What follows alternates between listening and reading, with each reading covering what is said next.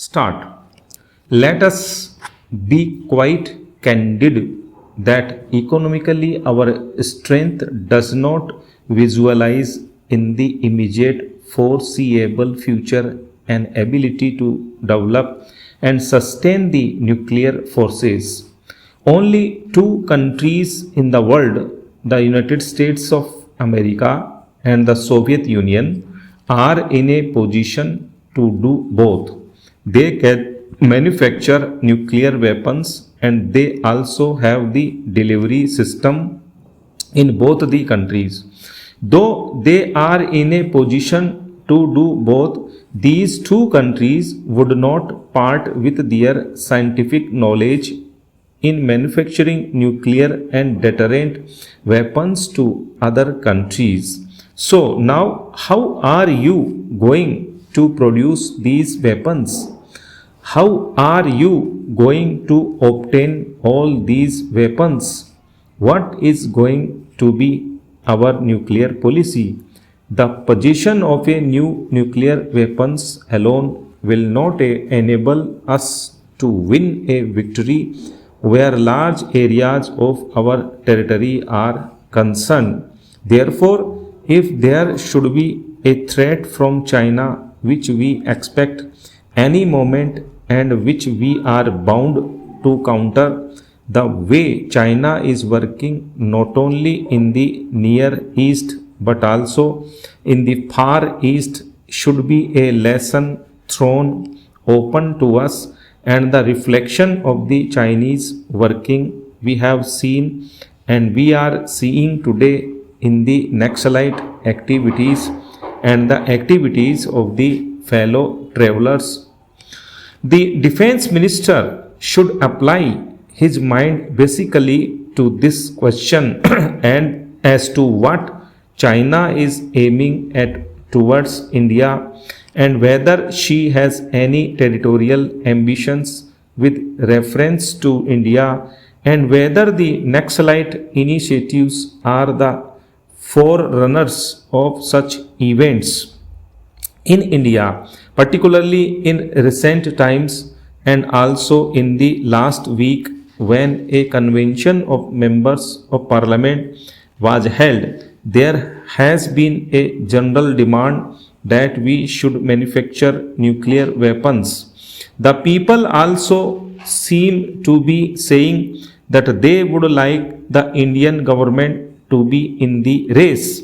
If we are going to manufacture nuclear weapons, the first question is how we are going to use it for defense, whether we are in a position to manufacture these nuclear weapons of defense and offense, and whether economically it would be possible to manufacture them.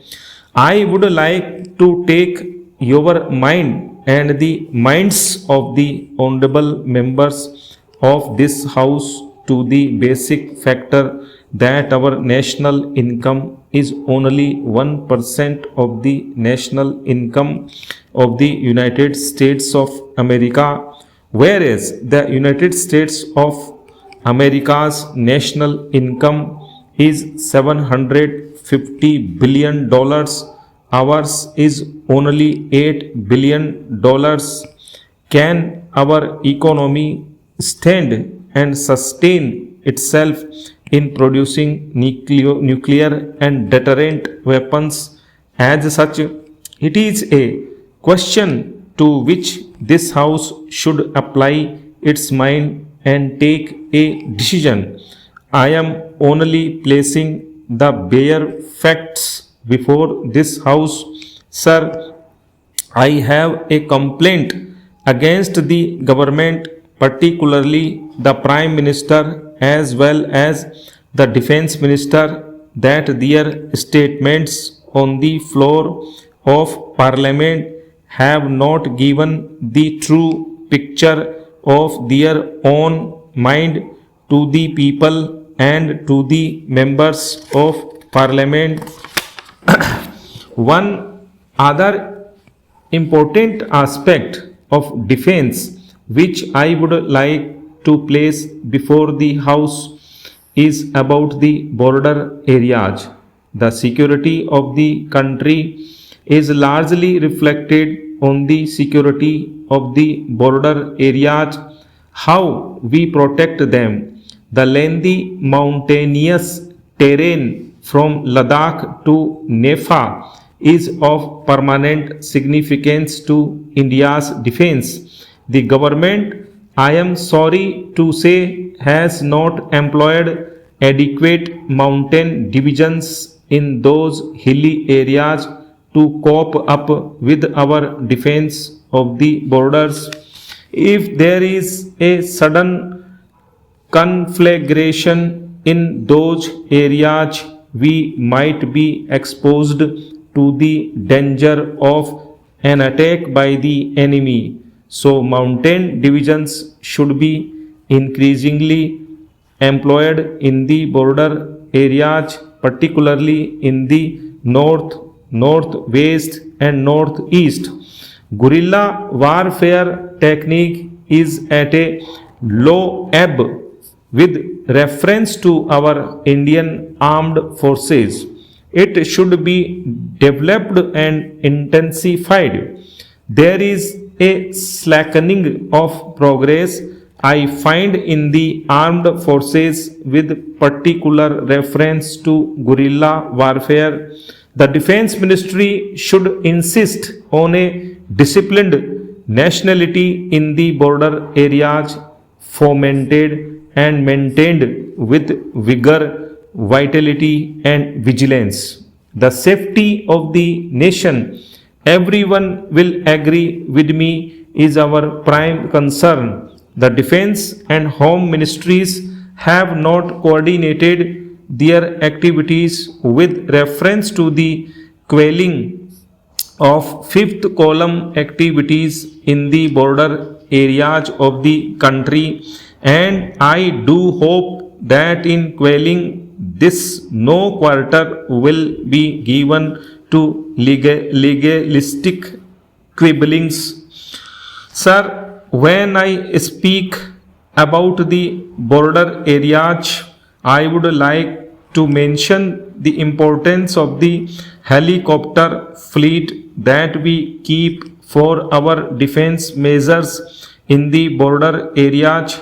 I am sorry to say that the government's helicopter fleet is appallingly poor.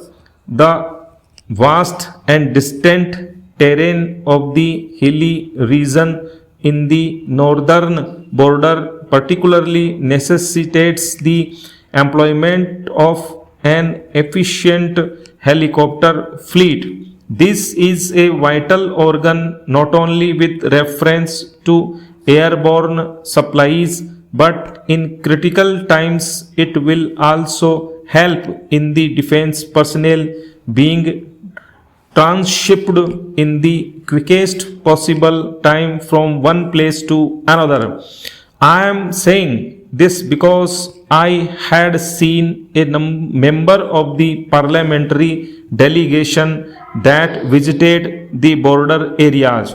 I found the morale of the Jawans in those areas very high, and I would like to take the opportunity of paying my tribute to the Jawans who are in that hilly region, in an ice cold region, discharging their duties to the country with great patriotism and devotion to their work. Sir, I would like to say a word about defense science. Without defense science, no country can have a successful defense policy. In India today, the Honorable Home Minister knows that there are 37 defense science laboratories with a director for each of them, but there is no coordination between them. They receive orders not from a scientific expert sitting in judgment over them or controlling them, but from the defense ministry officials who are often unqualified to give such orders to the directors of the defense laboratories without approval.